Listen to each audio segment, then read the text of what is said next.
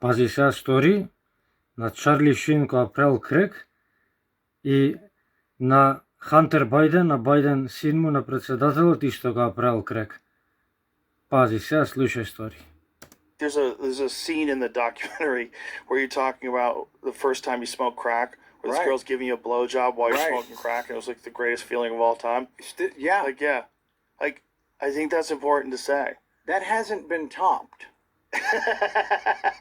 I probably shouldn't say that. I don't care. Yeah. That hasn't been topped. Have you ever heard Hunter Biden talk about crack? I haven't. No. He was on that Channel 5 show, and he gives this ode to crack that made me want to immediately go smoke crack. Seriously? Yeah, because Hunter Biden's a very smart guy.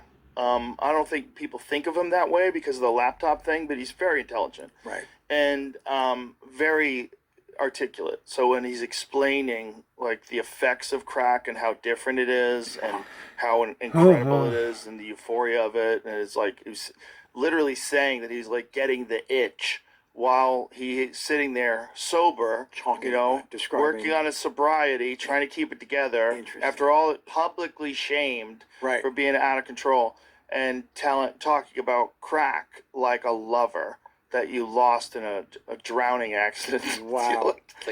It's crazy. Yeah, I get that. I get that. Yeah. That makes sense. I bet you do. There's a moment in the doc where I tell the Sandy story. Yeah. And I say, wow, that one actually got me kind of, I could feel that. Yeah. That's the problem. The problem is that's great. the problem. Yeah. Yeah. The problem is. Did you? No, you don't have to. Did you ever try it or no? No, I never even did coke. Oh, you never? Oh, nope. Okay. No, when I was in high school, I have a good buddy of mine, and his cousin was selling coke. Okay. And his cousin, who was super normal, I knew him forever, great guy, super cool guy. All of a sudden, he became weird and pale and lost all this weight.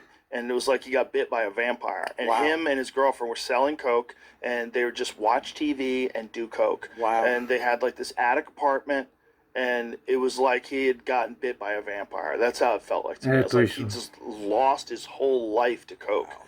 And then I saw some other kids that had coke problems around me where they were just dying to get coke.